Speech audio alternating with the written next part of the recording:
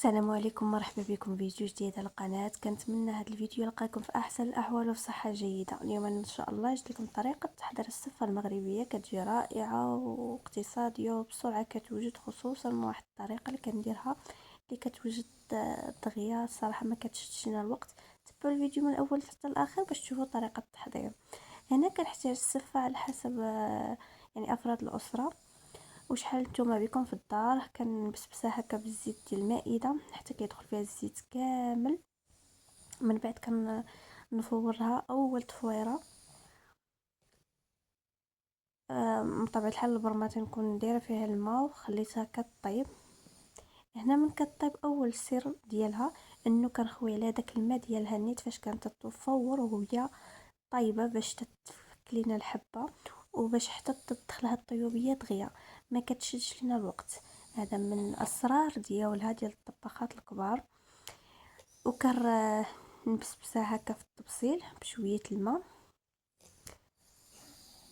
انا صراحه درت هاد الكميه ولكن عطاتني تبارك الله ما شاء الله تبسيل قدو قداش اللي كفانا وشاطلين الخير.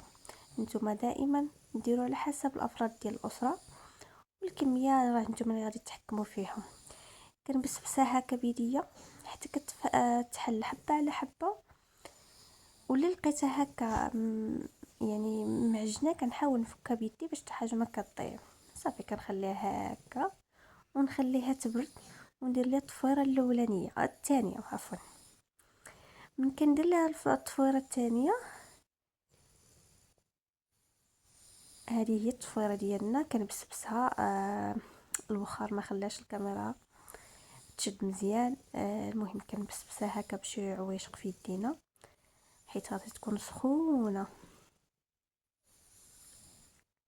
وتنكمل بيدي هكا ملي تبرد واحد شويه تنكمل وتنفتح حبه على حبه. خاص تجينا ما تجيناش معجنه. ضروري مؤكد نديروا لها هذه الطريقه وتتبغي الخاطر شويه حيت لا يعني تعصبت معاك كتعجن دغيا والسفه ما معهاش اللعب. صافي تنبقى نفك فيها هكا وحده بوحده حتى تتفك وتنحس بها راه تفكات ونخليها تشرب شويه وتبرد. عاد كندير لها التفويره الاخرانيه.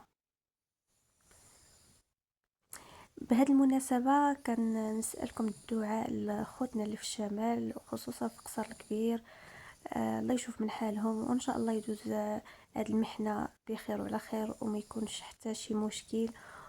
وكل واحد ديك الساعة غادي يرجع لدارو.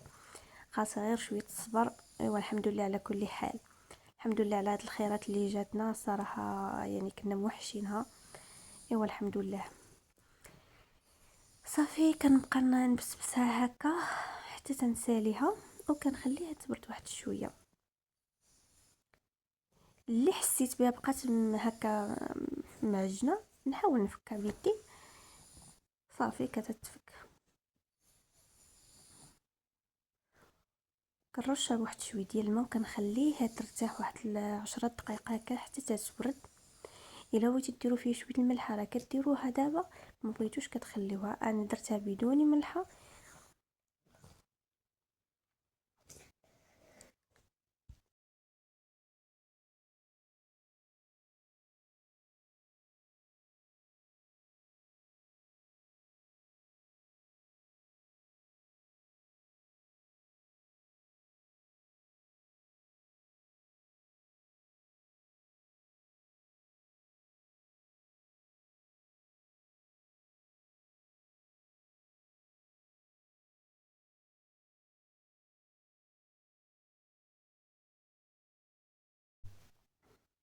وكنرجع في اخر تصفويره كنرجع الكسكس ديالنا.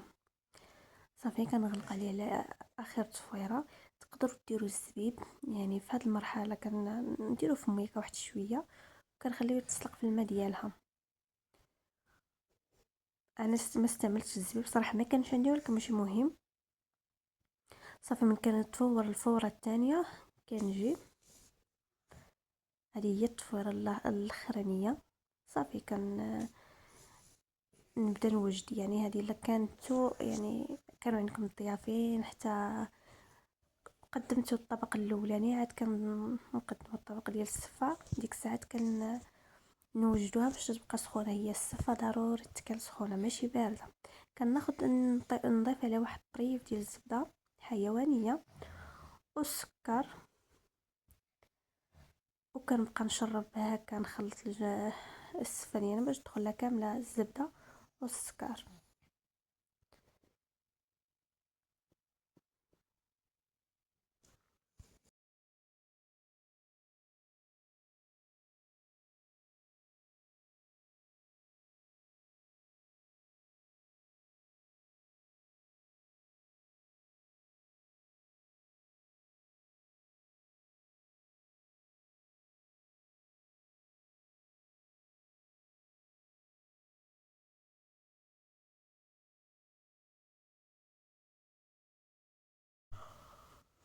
صافي ما كتشكلوها يعني عادي، اما كتجيبوا شي مول هكا كتشكلوا به. انا اختاريت هذا المول شكلت به، وعندي هنايا كاوكاو اللي يكون محمر ومطحون، وعندي سكر كلاصي.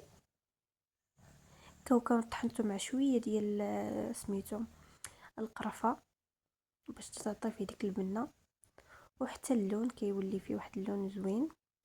صافي الزواق على حسب الاختيار وعلى حسب الامكانيات وانتم والذوق ديالكم. انا كنقول لكم اقتراحات وانتم كديروا اللي بغيتوا. صافي كنشكل هكا، كندير السكر الثقيل بيناتهم. صافي كتقدم سخونه كتجي زوينه بزاف وبنينه. انا من الناس اللي تعجبني السفه، واخا تبقى حتى يومين ناكلها ما عنديش مشكل. كنتمنى هذا الفيديو اللي عجبكم ما تبخلوش عليا باللايك واشتراك وتفعيل الجرس باش يوصلكم دائما كل جديد. والى اللقاء فيديو جديد ان شاء الله. اكتبوا لي في التعليق اش من وصفه ندير لكم وكي جاتكم الوصفه الا جربتوها. والى اللقاء.